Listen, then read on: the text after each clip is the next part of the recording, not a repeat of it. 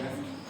आता लक्ष द्या, हे आहेत आपले 53. 53 म्हणले 5 घ्यायचे, ठीक आहे. 5 हे 3 घेतले, त्या दोघात गुणाकार करायचा. 5 3 15 झाले. आता तरी येतं 13चा संबंध आहे. 13 म्हणजे 2 वजा व्हायला पाहिजे, पण 2 काऊन वजा करायचे? तर हे 5 जे आहेत याच्यातून 3 वजा करायचे, तर उरले किती? किती उरले? हे 2 या 15 किती झाले? आलं? तसंच इथं करायचं. 8 45 8 गुणिला 5 किती झाले? 40. आणि याचा फरक किती आला? 8 वजा 4 चा 8 वजा 5 म्हणजे किती झाले? 3. तर 40 मधून 3 वजा करायचे, किती झाले? 37. किती झाले? 37. काय उत्तर आहे मग? 37. त्यानंतर बघा प्रश्न क्रमांक किती आहे? 12. सॉरी 12च ना, प्रश्न क्रमांक लिहा 12. प्रश्न क्रमांक 12 मध्ये तुम्ही नाही का काय लक्षात ठेवायचं इकडं थोडंसं, 3चा संबंध 12शी काय येतो? 3चा संबंध पुढे जर गेला, 3च्या पुढे 3 अधिक 1 म्हणजे 4 झाले, ठीक आहे. मग 3 चौक 12 हे 3 आणि 1 4, पुढचा अंक घेतला 3 चौक 12 आलं 12.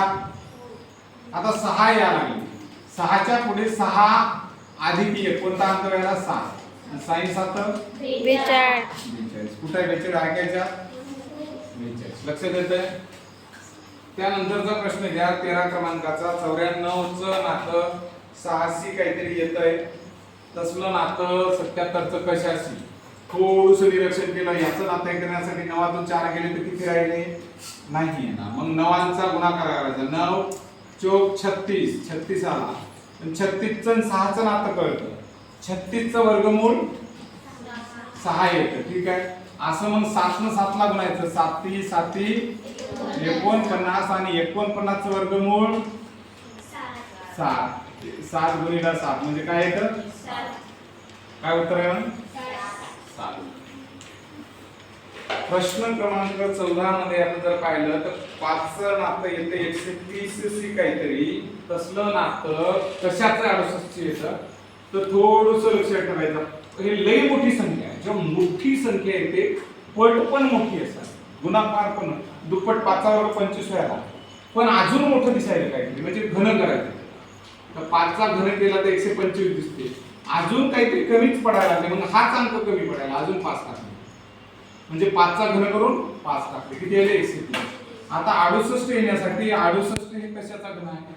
म्हणजे कोणत्या संख्येचा नाही का? आपण जर समजा पाहिलं तिच्या अगोदर काय येते? 7साठी 49, 7साठी नाही 8 8 64 8 8 64 8 64 बरोबर आहे. 8 8 64 पण आपल्याला घन पाहिजे. 4 चूक 16 16 चूक 64 घन पाहिजे. 4 गुणिला 4 गुणिला 4 4 चूक 16 16 चूक 64 आणि या 64 मध्ये पुन्हा 4 जर टाकला तर किती भेटले?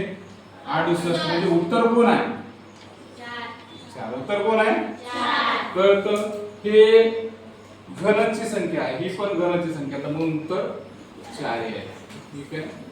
त्यानंतर 451 याचं नातं 20 काहीतरी दिसतंय, तसलं नातं 342 कसं असतं?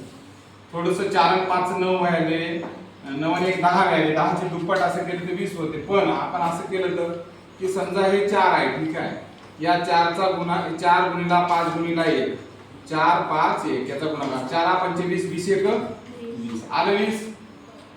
तसं 3 गुणिला 4 गुणिला 2 3 चौक 12 12 दोन्ही 24. ससुरा कहा पे 24 ये 24.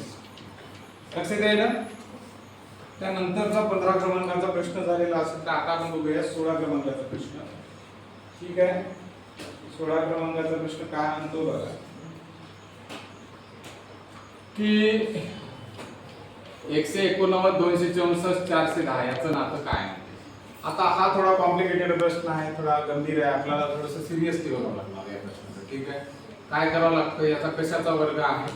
तर हे जर बघितलं आपण तर 14चा वर्ग जर केला तुम्ही किती याला? 14चा वर्ग 196. पण याच्यातून कमी काहीतरी करावं लागतील 89 साठी. किती कमी करावं लागतील? सात. 7 कमी करावं लागते. 7 कमी करणे म्हणजे या 14चे निम्मे कमी करावे लागते. 14चे निम्मे, 14चे निम्मे म्हणजे 7 व्हायला ना. आणि मग 196 मधून जर समजा 7 वजा केले तर सापडतात आपला 189. हे आला आन्सर. ठीक आहे. म्हणजे सरळ भाषेत सांगायला गेलं तर 14चा वर्ग वजा 14 भागिले 2, तर उत्तर हे येतं. ठीक आहे पहिलं. आता दुसरं काय आलं 264. याला आपण 16चा वर्ग घेतला आणि 16 भागिले 2, 16चा वर्ग किती याला 256. आता जास्त पाहिजेत आपला, तर मग हे 16च्या निम्मे किती? 16च्या निम्मे 8. 16च्या निम्मे 8. टाकायचे 8. किती वेळ लागले पहा? 264 झाले बरोबर. आता इथं जर पाहिलं तुम्ही तर काय करावं लागेल तुम्हाला? 20चा वर्ग अधिक 20च्या निम्मे म्हणजे 20चा वर्ग 400, 20च्या निम्मे 10, 410. थोडंसं निरीक्षण करा. 16च्या पाठीमागचा आकडा 14, 2 न फरक याला पाठीमागं 2 न, याच्यात 2 न पाठीमागं येते 18. बरोबर आहे. 18चा वर्ग केला. पण इथं प्लसची प्रक्रिया होण्याची, इथं वजाची झाली, इथं पण वजाची आणि याच अंकाच्या निम्मे 18 भागिले 2. आता 18चा वर्ग किती आहे कोण सांगतो? 18चा वर्ग 324. 300 आणि 18च्या निम्मे किती वेळ? 18च्या निम्मे 9. किती वेळा लागले? 14 तून 9 गेले किती राहिले? 5. इथं आला 1, पुन्हा 1 आणि पुन्हा 3. 300 म्हणजे त्या संख्येचा वर्ग करून त्या संख्येची निम्मे ऍड किंवा वजा करणे. लक्षात येतंय? त्याच्यानंतर हे जर बघितलं तर थोडीशी ही संख्या बघा. 15च्या दुप्पट आहे. 15 दोन्ही म्हणजे गुणीला 2 आहे. ठीक आहे. याला काय केलं? गुणीला 2 आणि याला निम्मे केलं, भागीला 2 केलं, भागीला 2. इथं गुणीला 15 दोन्ही वरच्या संख्येला गुणलं. 15 दोन्ही 30 आणि 16चे निम्मे. आता बाळांनो इकडे बघा. 10च्या दुप्पट 10 दोन्ही आणि 6च्या निम्मे किती यायला लागलं? 3 भागिले आलं. त्यानंतर 18 नंबरचा प्रश्न घ्या. 18 नंबरचा प्रश्न जरा असं बघा काय दिसतं रे याच्यामध्ये? 5चा आणि 10चा. आता 6 याला वरच्या संख्येने जर गुणलं 6 पंचे 30 आणि याच्यामध्ये वरची संख्या ऍड केली 5 आणि 5 10. मग वरे अधिक 5 खाले गुणीला 5. 7 आणि 5 12 खाली 3 5 12 भागीला आलं. वरे अधिक 5 खाली गुणीला 5, वरे अधिक 5 खाली गुणीला 5. लक्षात येतंय? त्याच्यानंतर याचं बघा काय 19 नंबरचा प्रश्न. 19 नंबरच्या प्रश्नामध्ये काय आहे? काय देतो आपण? 7. आता बघा हे 7 4 आहेत की नाही?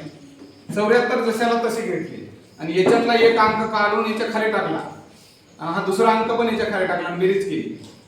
काय आली? 85. काय आली? पहा तुम्ही 4 4 8 7 1 8 म्हणजे किती झाले? 85.